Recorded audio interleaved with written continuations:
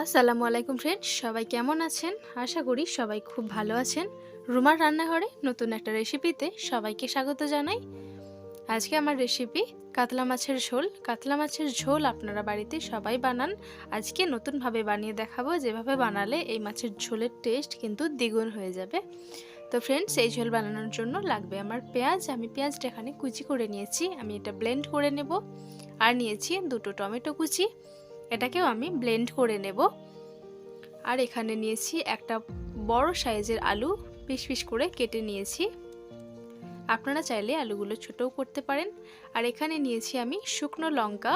এই শুকনো লঙ্কাটা বেটে তরকারিতে ব্যবহার করলে তরকারির কালার খুব সুন্দর আসে। আর যাতে ঝাল না হয় সেই জন্য এই লঙ্কার বীজগুলো আমি বের করে ফেলে দিয়েছি, শুধুমাত্র লঙ্কাগুলোকে বেটে নেব। তো তার আগে এতে আমি অ্যাড করে নেব 1 চামচ পরিমাণ জিরে, গোটা জিরে, আর দিয়ে দেব দুটো টমেটো এবং ওটাকে মিক্স করে নিব। আর এখানে নিয়েছি 1.5 ইঞ্চি পরিমাণ আদা কুচি করে নিয়েছি, ওটাকে আমি বেটে নেব। আর কাতলা মাছের ঝোলের জন্য এখানে কাতলা মাছ নিয়েছি আমি 4 পিস। রেগুলার যেরকম বাড়িতে পিস নেওয়া হয় সেরকমই পিস আমি এখানে নিয়েছি। তো অবশ্যই এখানে একটু ম্যারিনেট করে নিতে হবে, যার জন্য আমার লাগছে অল্প একটু হলুদ গুঁড়ো আর অল্প একটু লবণ, যেটাকে দিয়ে খুব ভালো করে মেখে নিয়ে আমি 10 মিনিট রেস্টে রেখে দেব। তারপরে মাছগুলো আমি ভেজে নেব খুবই হালকা করে। তো 10 মিনিট পরে ফিরে এলাম। তো কড়াইতে অল্প পরিমাণে তেল আমি দিয়ে দিচ্ছি এবং এই তেলের মধ্যে অল্প একটু পরিমাণে নুন আমি ছিটিয়ে নেব, যাতে করে মাছগুলো কড়াইতে লেগে না যায়। তো তেলটা খুব ভালোভাবে নেড়েচেড়ে মিশিয়ে নেব। তারপর এর মধ্যে আমি মাছ দিয়ে নিচ্ছি। তো মাছটা কিন্তু কড়াইতে একটুও লেগে যায়নি, দেখে বুঝতে পারছেন। মাছগুলো এভাবে হালকা করেই ভেজে নেব। সব মাছগুলো একই প্রসেসে আমি ভেজে নিচ্ছি। আর এই তেলের মধ্যেই আমি তরকারিটা বানিয়ে নেব। তো 4 পিস মাছ আমার ভেজে নেওয়া হয়ে গেছে। আর এখানে আমি আলুটা ভেজে নিচ্ছি। এখন আলুটাও খুবই হালকা করে ভেজে নেব। এই আলুটা নতুন আলু, তাই জন্য হালকা করে একটু ভেজে নিলে তরকারির টেস্ট কিন্তু খুবই সুন্দর হয়। খুব বেশি ভাজতে যাবেন না, তাহলে কিন্তু সত্যিই তরকারির টেস্ট নষ্ট হয়ে যাবে। খুবই হালকা করে এরকম গোল্ডেন ব্রাউন একটা কালার চলে আসলে, খুবই হালকা এবং খুবই লাইট একটা কালার চলে আসলে আলুটা তুলে নিতে হবে। আর এই তেলের মধ্যে আমি দিয়ে দিচ্ছি দুটো এলাচ, একটা দারুচিনি, দুটো তেজপাতা, 1 চামচ কালো জিরে আর গোটা জিরে দিয়েছি 1/2 চামচ পরিমাণ। এবং এই সব উপকরণগুলো নেড়ে চেড়ে নেব। খুব সুন্দর একটা স্মেল ছাড়লে দিয়ে দেব আদা কুচিটা। সরি ফ্রেন্ডস, আদাটা কিন্তু বেটে নেওয়া নয়, আদাটা কুচি করেই আমি এখানে ব্যবহার করব। আদাটা একটু ফ্রাই হতে থাক ততক্ষণে। দেখুন মাছটার আলুটা ভেজে আমি একটা পাত্রে তুলে রেখে দিয়েছি। এদিকে আদাটাও ফ্রাই হয়ে গেছে। এখন আমি এর মধ্যে অ্যাড করে নেব 1 চামচ পরিমাণ কাশ্মীরি লঙ্কার গুঁড়ো। আর এই তেলের মধ্যে কাশ্মীরি লঙ্কার গুঁড়ো ব্যবহার করলে তরকারির কালার কিন্তু খুবই সুন্দর হয়। আর এই লঙ্কা গুঁড়োটা দেওয়ার পরে এখানে আমি দিয়ে দিচ্ছি পেঁয়াজ বাটাটা। আমি 4 থেকে 5টা মতো পেঁয়াজ নিয়েছি মিডিয়াম সাইজের, আর খুব ভালোভাবে ব্লেন্ড করে নিয়েছি।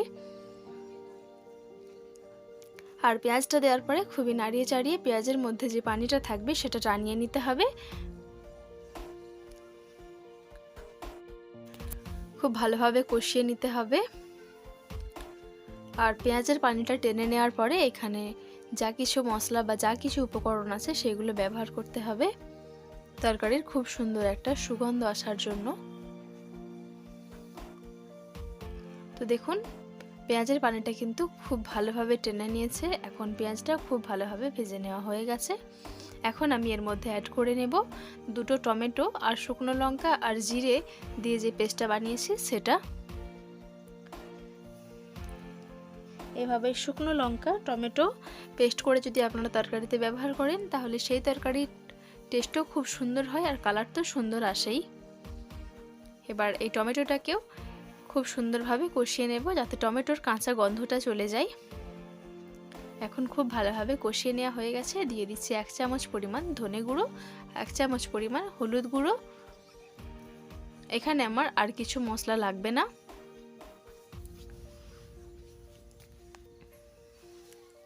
যেহেতু আমি গোটা জিরে ব্যবহার করেছি তাই এখানে গোটা জিরে গুঁড়োটা আর ব্যবহার করলাম না। দিয়ে দিচ্ছি স্বাদ মতো নুন।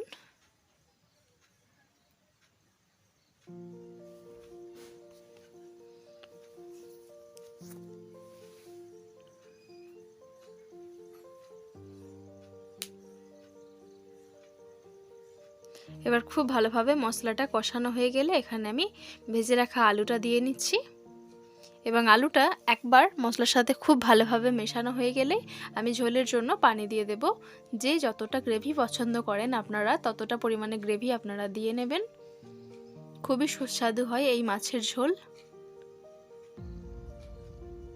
তো দেখুন প্রায় 10 মিনিট মতো ফুটিয়ে নিয়েছি, আলুটা এখন খুব ভালোভাবেই সেদ্ধ হয়ে গেছে।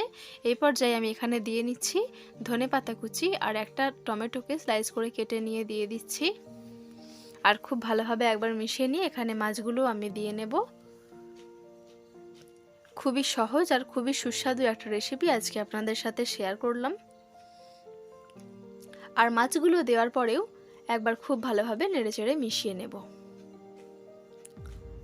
আর তারপরে আপনাদের কাছে যদি মনে হয় যে গ্রেভিটা ঘন হয়ে গেছে তাহলে কিন্তু আপনারা অবশ্যই একটু পানি অ্যাড করতে পারেন, তবে অবশ্যই পানিটা একটু গরম করে অ্যাড করে নেবেন। তো আমিও এখানে একটু গরম পানি অ্যাড করে নিয়েছি আর 2 মিনিট মতো ফুটিয়ে নিয়েছি মাছটা দেওয়ার পরে। তো দেখুন কালারটা কতটা সুন্দর এসেছে। আমি গ্রেভিটা এরকমই রাখবো, এর থেকে আর বাড়াবো না কমাবো না।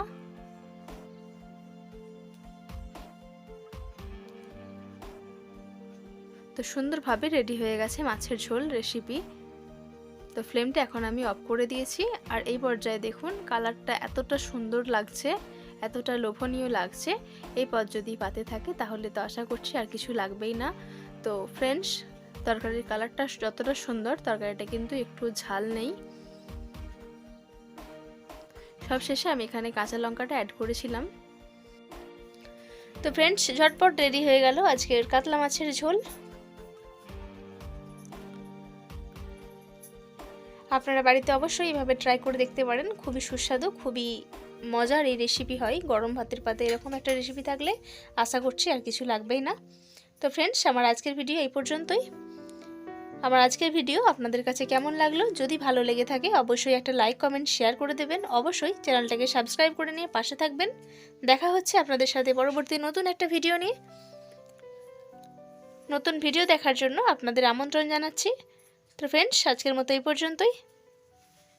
আপনারা ভালো থাকবেন, সুস্থ থাকবেন, সাবধানে থাকবেন।